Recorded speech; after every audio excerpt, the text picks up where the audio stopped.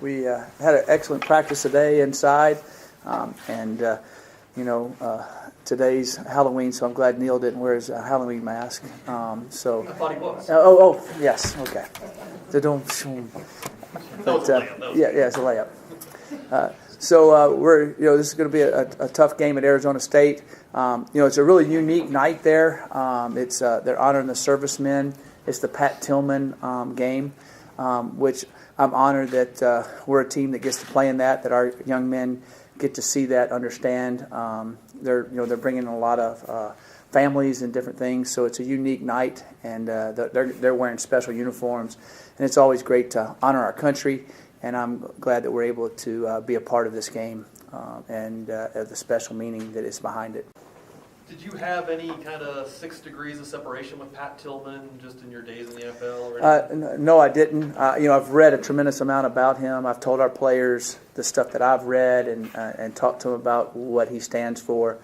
I would definitely say it was very uncommon. All our kids wear uncommon bracelets, and I think it's very uncommon what he did. He had a college degree. He was a great pro player, making millions of dollars, and he stops and wants to go serve our country. And extremely, extremely sad and unfortunate what happened. But I think he set an example of what it means to honor our country. And he understood the freedom that we live is not free. We have freedom because people go and fight for our country and give us the safety and the ability to do all the things that we can do, even being able to sit in this room, even have the jobs we have. America's a great place. I know we have all the different issues, but it's still an honor and a privilege to live in this country. And Saturday night will be a neat thing for our players to see that and honoring him and all the other service people. Coach, obviously you seemed to challenge Steven Montez last Yes. week, and he seemed to respond, obviously, with a great game this past Saturday. As a coach, how gratifying is it when it seems like you press the exact right buttons with a guy? You always try to, sometimes young people, and I'm still young in a lot of areas. You keep growing up. I think as you get older, you realize the more you don't know. Is that the best thing to say? Sometimes young people are too young to understand sometimes what you're trying to do with them, how you're trying to help them, how you're trying to push them. And there's all different ways to do that. And also Sam Noyer's a good quarterback and a good athlete too. So I think that Steven knows that also. But I was excited about the way Steven performed in the game. But really, like I said Saturday after the game, how he and Sam prepared all week long, the way they were focused, the way they were into it, the way they were both communicating with each other, the way they were communicating with me, the way they were communicating with other players, the other coaches.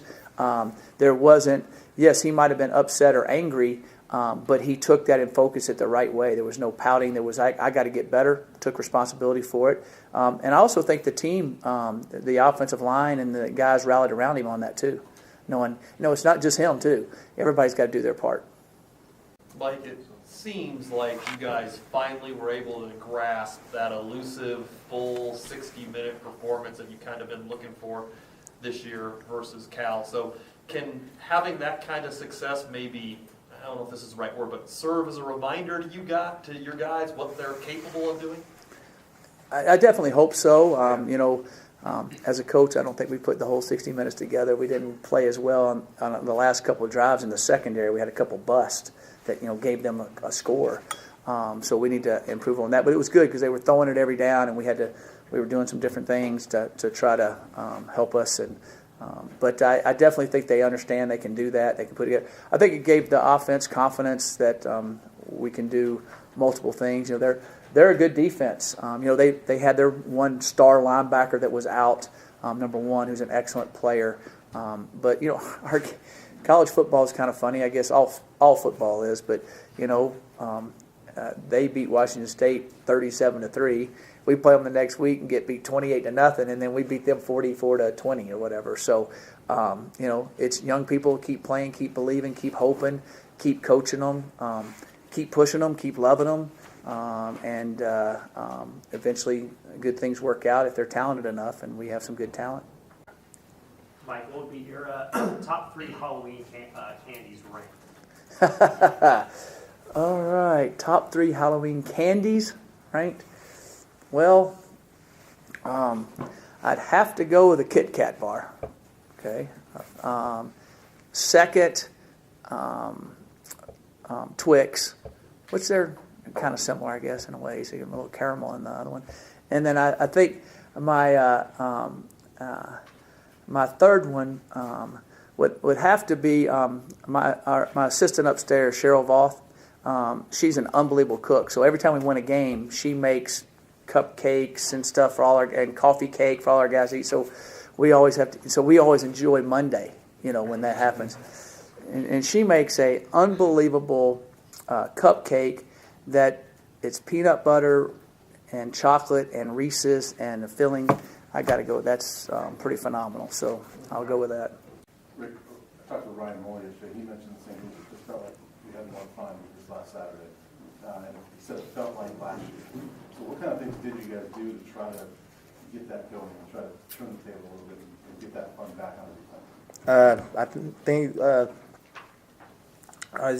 we celebrate. Like, no matter what it was, whether it was a tackle for loss, a sack, pass breakup, whatever it was, we just wanted to celebrate and go back to having fun. There wasn't too much passion, too much emotion showing as defense. We kind of just worried about getting to the next snap, trying to get a stop. And I think with us getting more relaxing, not being so stressed out about having them get off the field, make a stop, I think that really helped us, especially just enjoying and knowing the fact we have a chance to play a defense, be on the field. Now that you're one win away from bowl eligibility, is that something you guys talk about in the locker room? Have you been talking about that even before this past week? We don't talk about it too much. Really, we just focus on the game that's at hand. We know we have that thought in the back of our heads about, we're one game closer. But really, we're just trying to win this next game against Arizona State. Phil said he sensed that you guys, as a receiving core, were kind of getting a little antsy over the past few weeks. So, I guess one, how good did it feel for everybody on the receiving core to make some plays? And two, is that the kind of performance you think that can spur this team on to bigger and better things?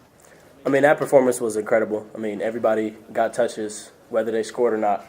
And it felt great, especially after 9 weeks. You had that kind of preparation.